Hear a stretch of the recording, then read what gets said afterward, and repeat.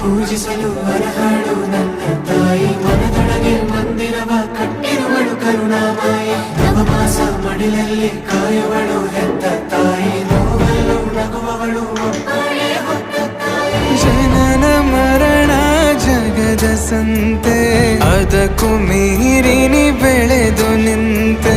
ಕರುಣೆ ಸಹನೆಯ ಮೂರ್ತಿಯಂತೆ, ದೇವರಿಗೂ ನೀ ಸ್ಫೂರ್ತಿಯಂತೆ. ಅದೃಷ್ಟವು ನನ್ನ ಪಾಲಿಗೆ ನಿನ್ನ